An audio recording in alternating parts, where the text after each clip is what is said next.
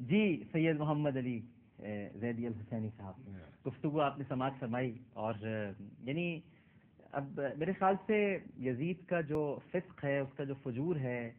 جو اس کی کمینگی ہے، اس کی اب مزید وضاحت، یہ تو ماشاءاللہ اتنے مضبوط حوالے دیے گئے. اب یہ معلوم ہوتا ہے کہ امام علی مقام سیدنا حسین رضی اللہ تعالیٰ عنہ کو کربلا میں جو شہید کرنے کا منصوبہ بنایا گیا تھا، یہ اسی خباثت والے ذہن کا پیش خیمہ تھا، لہٰذا یہ برات نہیں ہو سکتی کہ وہ اس میں شامل نہیں تھا. کیا فرمائیں گے؟ بے شک. بسم اللہ الرحمن الرحیم. اللہم صلی علی محمد و آل محمد.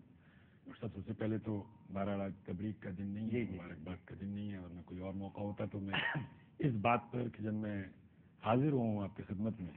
اور جب سے آج دن میں بھی ایک دو مرتبہ آپ کے پروگرام کو دیکھنے کا مجھے شرف حاصل ہوا، تو آپ نے جو عنوان قرار دیا ہے وہ جناب زینب سلام یہ اس حوالے سے میں آپ کو، کیونکہ اکثر و بیشتر مجالس میں، تقاریر میں، نجی گفتگو میں مجھے یہ شکایت رہی، اور اب تو میڈیا اتنا زیادہ کھل گیا کہ واقعات کربلا کو کربلا تک محدود کر دیا. میں اس موضوع پر ابھی آؤں گا، لیکن مجھے اپنے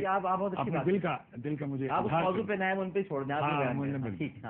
لیکن میں بھی کرنا چاہوں گا، لیکن میں ضرور اس پر ضرور بات کرنا چاہوں گا کہ واقعہ کربلا، عاشوراء، امام حسین علیہ الصلوۃ والسلام، اس پر جب گفتگو ہو تو اس کو کربلا تک محدود نہ کریں. آپ کو بہرحال میں اس بات پر ضرور، میں پھر وہ تبریک نہیں پیش کر سکتا، مبارکباد نہیں پیش کرتا، دعا گو ہوتا ہوں کہ آپ نے ثانی زہرا حضرت زینب سلام اللہ علیہا کے عنوان سے اس کو، میں مطلب حیران ہوں اور بڑا خوش ہوں اس بات پر کہ آپ نے عاشورہ کو اس سے قرار دیا. اچھا، اس کی وجہ کیا ہے؟ اس کی وجہ یہ ہے کہ واقعی اس طور کا ایک بہت بڑا، میں نام بھی نہیں لینا چاہتا، جیسے بھی تھوڑی دیر پہلے گفتگو ہو رہی تھی کہ یزید پر تو لعنت بھیجنے کو بھی ہم یعنی سمجھتے ہیں کہ لعنت بھی بہت کم. اسی طرح اس دور کا ایک بہت بڑا آٹوکریٹر تھا، ڈکٹیٹر تھا، میں نام نہیں لوں گا. اس نے یہ کہا تھا کہ یزید تو بہت بے وقوف تھا کہ اس نے زینب اور سید سجاد کو چھوڑ دیا. میں اگر ہوتا یزید کی جگہ تو میں سید سجاد اور زینب کو بھی قتل کرا دیتا تاکہ یہ سلسلہ کربلا میں ہی ختم ہو جاتا اور یہ بات آگے نہ بڑھتی اور یہ حقائق ہم تک نہ پہنچتے.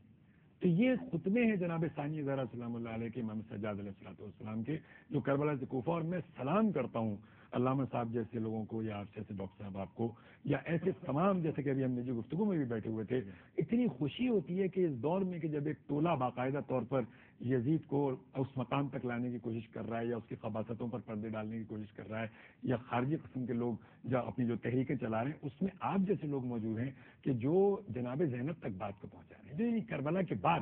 اصل میں وہاں جو یوں کہہ لیجیے کہ اگر پیغمبر نے فرمایا تھا کہ حسین منی و انا من حسین، تو اس کے بعد ظاہر ہے کہ یہ حدیث تو نہیں ہے، لیکن حسین کے بعد اگر ان کے پیغام کو کوئی لے کر چلائے تو وہ جناب زینب امام سجاد ہے. تو لہذا یہ بہت بڑی ایک بات ہے. دوسری بات یہ کہ جو آپ نے فرمایا کہ یزید کے فسق و فجور پر بات چل رہی ہے، میں ایک بات یہاں پر عرض کروں گا، اس کو آپ میرے عقیدے پر چاہے میرے عقیدے پر معمول کر لیجیے یا جو بھی محسوس کر لیجیے، لیکن میں یہ عرض کرنا چاہوں گا کہ اگر یزید فاسق و فاجر نہ بھی ہوتا تب بھی امام حسین چاہے صحابی رسول، جیسے علامہ صاحب نے فرمایا، صحابی رسول کی حیثیت سے یا نواسے رسول کی حیثیت سے اس کی بیعت کبھی نہیں کر سکتے تھے اگر وہ فاسق و فاجر نہ ہو. وہ فاسق و فاجر تو تھا، لیکن اس کے باوجود بھی اگر فاسق و فاجر نہ بھی ہوتا تو امام وقت کی حیثیت سے، نواسے رسول کی حیثیت سے، صحابی رسول کی حیثیت سے، جس حیثیت میں بھی آپ لیں تو وہ یزید کی بیعت نہیں کر سکتے تھے. اس لیے کہ انہوں کا ایک جملہ تاریخ میں رقم ہے کہ مثلی لا یبایع مثلی، مجھ جیسا اس جیسے کی بیعت نہیں، مجھ جیسا اس جیسے کا. اب جو جس کو بھی، جیسے کہ علامہ صاحب فرما رہے تھے، آپ جس کو بھی، اب یہ یہاں پر اگر ہمارے فروع اختلافات آ جاتے ہیں یا انٹرپریٹیشن آ جاتی ہے علیحدہ، تو وہ اس کو میں اس میں چھیڑنا بھی نہیں چاہتا. ایک لمحے کے لیے رکیے گا، یہ جو مجھ جیسا اس جیسے کی بیعت نہیں کر سکتا، قرآن کی آیت ہے نا، پلید اور پاک برابر، بالکل یہ اسی کا ایک استنباط ہے. جی بالکل. جی اچھا. تو پھر ظاہر ہے کہ انما یرید اللہ لیذھب عنکم الرجس اہل البیت کی جو سند لیے ہوئے ہو، وہ کس طریقے سے کسی اور کی بیعت کر سکتا ہے. تو لہذا میرا موقف یہاں پر میں یہ بیان کرنا چاہوں گا کہ امام حسین علیہ الصلوۃ والسلام بیعت کر ہی نہیں سکتے تھے. بس یوں سمجھ لیجئے کہ لا کر ان کو نہیں گھیرا گیا کربلا میں، بلکہ انہوں نے یزید کو گھیرا. انہوں نے یزید کو یہ نہیں چاہا کہ میں مدینے میں قتل کر دیا جاؤں یا مکہ معظمہ میں قتل کر دیا جاؤں. جیسے کہ ابھی بھی بات ہو رہی تھی، یہاں ہو رہی تھی، نجی گفتگو میں ہو رہی تھی کہ یزید کے فسق و فجور کا تو عالم یہ کہ واقع کربلا کے بعد نبی زادیوں کو کربلا سے کوفہ اور کوفہ سے شام بے چادر اور بے پردہ لے کر جانا اور ان کو اپنے درباروں میں لے جانا اور وہاں پر راسل جالوت جیسے یہودی عالموں کا اور قیصر روم کے اور دوسرے بادشاہوں جو موجود تھے ان سب کے سامنے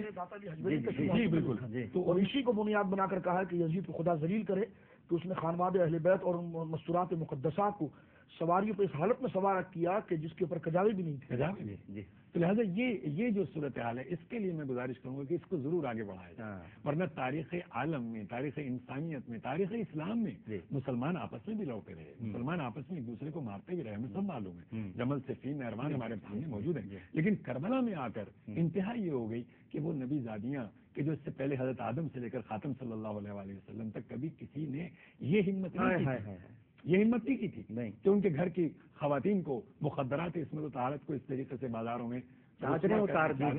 چادریں ہاتھوں کو پس گردن، کوئی معمولی بات نہیں ہے، چادریں اتار دی رسول زادیوں کی اور بازاروں اور درباروں میں. لیکن یہ کمال ہے جناب ثانیہ زہرا کا اور ان کے خطبوں کا کہ جہاں یہ اعلان کیا گیا تھا کہ یہ باغی آ رہے ہیں، انہوں نے بغاوت کی ہے میرے خلاف، یعنی امیر المومنین کے خلاف بغاوت کی ہے. آپ انہیں ان کے شعور کا تو اندازہ یہ لگائیے کہ جب سید الشہداء علیہ الصلوۃ والسلام سب شہید ہو گئے تو آخر میں آ کر عصر عاشور جو آخری خطبہ ہے، ایک سوال یہ کیا ہے کہ اسی کو لے کر کربلا اور کوفہ سے شام تک میں بات لے جاؤں گا کہ آپ نے ایک سوال یہ کیا کہ تم نے کیا نہیں سنا تھا میرے نانا کو کہ میرے نانا نے فرمایا تھا کہ الحسن والحسین سید شباب اہل الجنہ، میرے یہ دونوں بیٹے، میرے یہ دونوں نواسے، جو بھی کہہ لیجیے آپ، یہ دونوں سید شباب اہل الجنہ ہیں، جرمانہ جنت کے سردار ہیں.